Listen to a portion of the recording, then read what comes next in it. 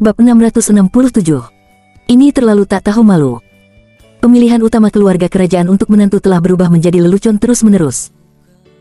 Ada total 32 calon suami ratu, dan 16 dari mereka seharusnya tersingkir, menyisakan 16 untuk putaran seleksi berikutnya.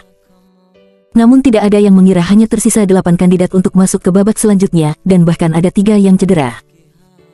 24 lainnya, tanpa kecuali, semuanya terluka parah dan dirawat di rumah sakit, dan 2 bahkan meninggal di rumah sakit karena luka serius mereka. Pemilihan pendahuluan yang tragis telah mengguncang hati semua menteri, dan mereka tidak tahu apa yang harus dilakukan selanjutnya.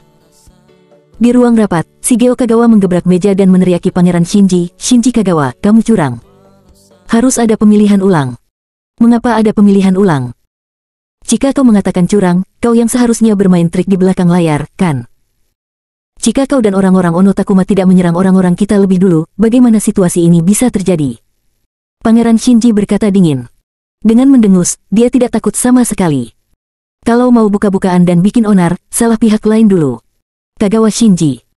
Pangeran Shigeo memelototinya dengan getir, tapi dia tidak bisa berbicara sama sekali.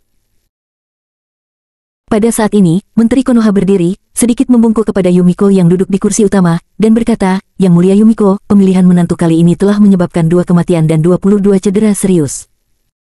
Silakan, sebagai orang yang terlibat langsung dalam pemilihan menantu, Yang mulia harus memberikan instruksi yang jelas kepada para menteri." Maksudnya adalah dia menendang bola ke Yumiko, dan apakah harus terus memilih menantu harus terserah Yumiko membuat keputusan. Harus tetap memilih. Menteri Konoha menghormati Yumiko sebagai Yang Mulia Pangeran Bupati, tetapi Pangeran Shinji tidak. Di mata Pangeran Shinji, Yumiko hanyalah keponakan sepupunya yang dibesarkan bersamanya, jadi ketika dia berbicara di depan Yumiko, dia tidak memperhatikan keharmonisan.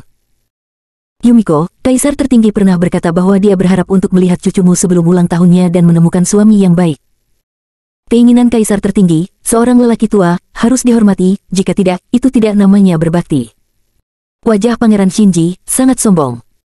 Tidak mau kalah, Pangeran Shigeo keberatan, "Yumiko, kamu tidak bisa mendengarkan dia.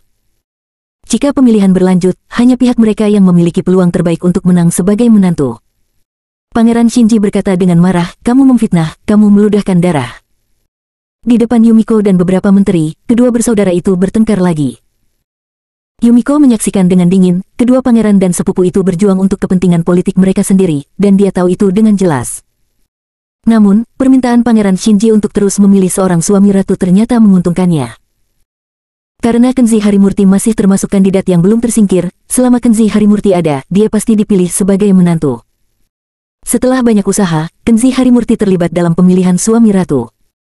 Jika dia melewatkan kesempatan ini, Yumiko sangat khawatir dia tidak akan pernah memiliki kesempatan lagi untuk menjadikan Kenzi Harimurti sebagai pendampingnya. "Kalian berdua pangeran dan paman, berhenti berdebat." Yumiko menyela perselisihan antara kedua pangeran, dan berkata dengan ekspresi kosong, "Apa yang dikatakan Paman Shinji sangat masuk akal." Kakek Yumiko berharap melihat Yumiko menikah sebelum ulang tahunnya. Yumiko harus menghormati keinginan orang tua. Kali ini, pemilihan menantu akan dilanjutkan di antara 8 orang yang tersisa. Bagus. Pangeran Shinji langsung bertepuk tangan, ratusan kebaikan dan bakti adalah yang pertama. "Yumiko, pada saat Kaisar Agung memintamu untuk mengambil alih pemerintahan, sekarang tampaknya itu adalah langkah yang bijak." Pangeran Shigeo sangat marah hingga ingin mencekiknya sampai mati. Tapi percuma marah. Mengikuti pernyataan Yumiko, beberapa menteri juga menindaklanjuti. Ditambah dengan dukungan kuat dari pasukan Pangeran Shinji, Pangeran Shigeo menjadi sendirian dan tidak bisa mengubah apapun. Pangeran Shinji memanfaatkan kemenangan untuk mengejar, dan berkata dengan keras, "Yang mulia, para menteri, saya memiliki proposal yang sangat bagus sekarang." Pada saat ini, dia mulai menghormati Yumiko sebagai yang mulia, dan wajahnya berubah sangat cepat. Tentang pemilihan suami ratu, mekanisme seleksi asli perlu direformasi. Sekarang hanya ada 8 kandidat yang tersisa. Jika kita masih harus memilih menurut 4 macam seleksi, itu pasti akan kehilangan arti aslinya. Karena anak laki-laki itu harus bisa berkelahi paling tidak, saya menyarankan bahwa mekanisme seleksi asli harus disederhanakan menjadi kompetisi seni bela diri untuk merekrut menantu. Begitu kata-kata ini diucapkan, aula pertemuan dipenuhi dengan kematian yang sunyi. Pangeran Shigeo dan beberapa menteri semuanya memandangnya dengan heran. Bahkan kerabat kaisar yang berdiri di pihak yang sama dengannya memandangnya dengan heran, dan tidak bersuara untuk waktu yang lama. Terlalu tidak tahu malu bagi Pangeran Shinji untuk dengan santai mereformasi aturan pemilihan suami ratu. Siapa yang tidak tahu bahwa dua kandidat yang direkomendasikan oleh Pangeran Shinji semuanya adalah master yang dilatih oleh Sekte Bumi Kaisar. Dalam pencapaian ilmu pedang, mereka pasti master terbaik. Jika diubah menjadi kontes untuk merekrut menantu, siapa lagi yang bisa bersaing dengan calon Pangeran Shinji? Dengan melakukan ini, Pangeran Shinji hanya ingin mengunci calon menantu dengan kuat di tangannya sendiri. Bahkan sekutu yang berada di partai yang sama dengannya tidak akan mampu merebut status menantu dari dia. Tetapi saat ini, Yumiko berkata dengan tenang, saran Pangeran Shinji sangat bagus. Metode pemilihannya sederhana dan jelas. Saya sangat setuju. Dalam hal kompetisi ilmu pedang, pendekar pedang Ajinomoto Kentaro dari Sekte Bumi Kaisar dikalahkan oleh Kenshi Harimurti. Dua calon Pangeran Shinji diyakini tidak lebih baik dari mantan Ajinomoto Kentaro. Para menteri itu awalnya mendengar bahwa Pangeran Shinji mengatakan bahwa mereka akan merubah kontes untuk merekrut menantu, dan mereka berencana untuk mengungkapkan beberapa pendapat berbeda, tetapi sekarang bahkan Yang Mulia Yumiko, yang terlibat langsung dalam kegiatan merekrut menantu laki-laki, berkata demikian, maka mereka semua terdiam. Para bangsawan ingin dipusingkan, jadi biarkan mereka melakukannya, bagaimanapun, jika Anda mengacau sampai saat ini, itu tidak terlalu buruk. Puas, Pangeran Shinji tertawa dan menatap Yumiko dengan penuh apresiasi. Dia sekarang merasa keponakannya Yumiko semakin bijaksana, jadi dia harus berusaha sebaik mungkin untuk membantunya sebagai paman di masa depan. Kali ini Pangeran Shigeo tidak melompat untuk menolak. Saat ini Shigeo Kagawa sudah kehilangan kesabarannya. Sebenarnya tidak ada bedanya antara keberatan dan tidak keberatan. Malah diubah menjadi kompetisi. Baginya, masih ada sedikit harapan untuk membalikkan keadaan.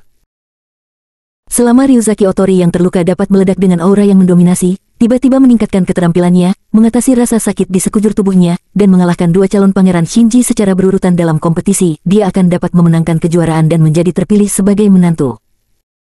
Untuk membuat mimpi ini sedikit lebih nyata, Kagawa Shigeo bahkan bertanya-tanya apakah dia akan menemukan beberapa obat ajaib setelah dia kembali untuk memberi dorongan pada Ryuzaki Otori. Adapun kandidat lainnya, Masao Kenshi, Pangeran Shigeo bahkan tidak berani memikirkannya. Menurutnya, Kenshi Harimurti adalah pria yang beruntung, dan alasan mengapa dia bisa tinggal di 8 orang, tidak cedera dan pergi ke rumah sakit, itu murni keberuntungan, atau melarikan diri dengan cepat dan lolos dari tangan pembunuh geng di pihak Pangeran Shinji.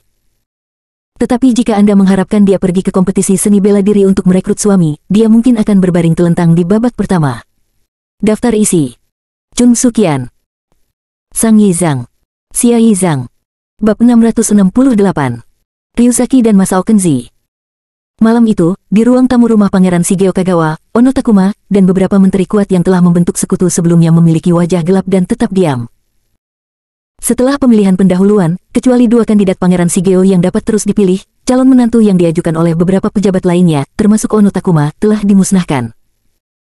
Dua orang paling berkuasa yang terpilih sebagai menantu, yang satu adalah Hiro Kamaguchi dan yang lainnya adalah Hiroichi Nobuka, tidak ada satupun rambut mereka yang rontok.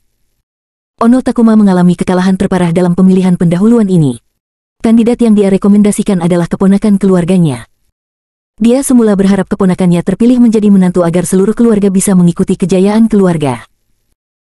Tapi dia tidak pernah menyangka bahwa keponakan tersayang yang telah mempercayakan semua harapannya, tidak hanya dia tidak dapat dipilih sebagai menantu, tetapi dia terluka parah dan meninggal di rumah sakit. Ono Takuma mengertakkan gigi dengan kebencian, dan mengutuk Kagawa Shinji, bajingan. Kali ini, dalam pemilihan menantu, dia tidak boleh terpilih. Dia memandang Kagawa Shigeo, dan berkata dengan marah, "Hei, Ryuzaki Otorimu masih bisa melakukannya. Katakan padanya, selama dia bisa menggagalkan rencana Kagawa Shinji, keluarga Ono bersedia mensponsori dia 100 juta. Kagawa Shigeo tidak bicara. Ryuzaki Otori sedang dirawat oleh dokter, dan baru setelah lukanya sembuh, barulah dia tahu apakah Ryuzaki Otori bisa terus ikut pemilihan. Seorang pembesar menggelengkan kepalanya dan menghela nafas, mungkin tidak bisa diandalkan. Bahkan jika dokter mengatakan bahwa cedera Kang Ryuzaki tidak serius, dia dapat terus mencalonkan diri untuk pemilihan, tetapi kompetisi berikutnya adalah kendo. Master ilmu pedang dilatih oleh Sekte Bumi Kaisar, dan Ryuzaki Otori dalam keadaan seperti itu, terus terang, kemenangan Pangeran Shinji sudah di depan mata. Pejabat lain berkata dengan getir, yang lebih tercela adalah bahwa Pangeran Shinji tidak hanya memilih kendo sebagai subjek yang kompetitif, dan tanggal kompetisi ditetapkan lusa. Hanya dalam 2 hari, bahkan jika Ryuzaki Otori ingin memulihkan diri, dia masih kekurangan waktu yang berharga. Pejabat lain bertanya dengan lemah, Pangeran Shigeo, bukankah Anda masih memiliki kandidat lain untuk Masao Kenshi? Hibur dia dan bertaruh padanya. Shigeo Kagawa merasa semakin tertekan. Dia melambaikan tangannya dengan sedih dan berkata, sepupuku itu, jangan menyebutkannya lagi.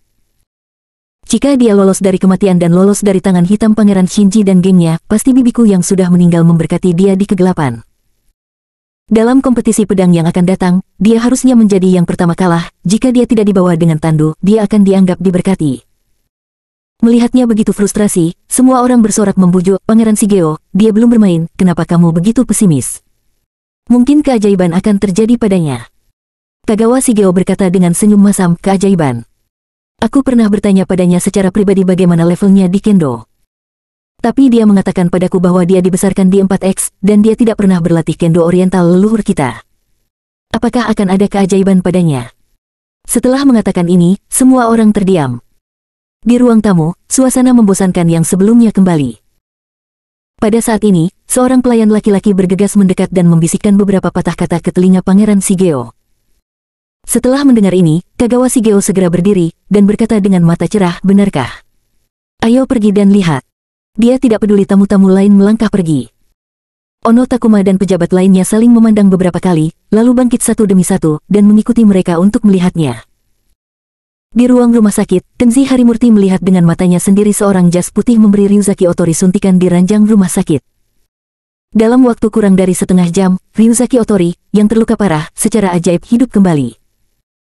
Kenji Harimurti menyentuh dagunya, menatapnya dengan mata cerah, dan berpikir, obat apa yang digunakan dokter jas putih ini?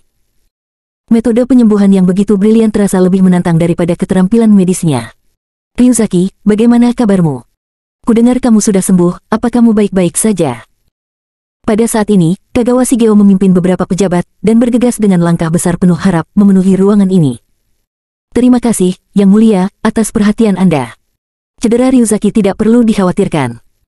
Lusa, di kompetisi Kendo besok, Ryuzaki pasti akan mendapatkan sesuatu. Ryuzaki berkata dengan tegas.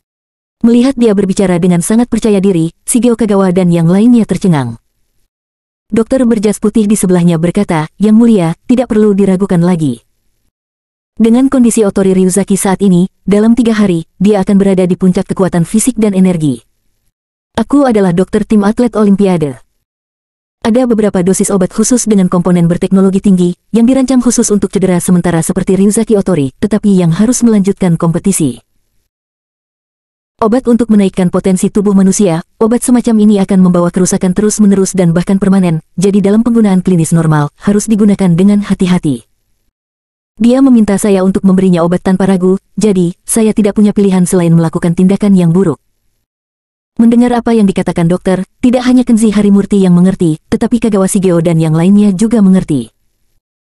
Terus terang, ini adalah stimulan jenis baru, yang melumpuhkan rasa sakit tubuh manusia dan merangsang potensi tubuh manusia, tetapi kerusakan selanjutnya pada tubuh manusia sangat besar. Penggunaannya dalam acara Olimpiade setara dengan kecurangan oleh atlet. Tetapi situasi saat ini tidak bisa lagi dikendalikan. Kompetisi Kendo melibatkan kepentingan besar untuk memilih menantu, dan tidak ada yang akan memeriksa siapa yang menggunakan atau tidak menggunakan stimulan.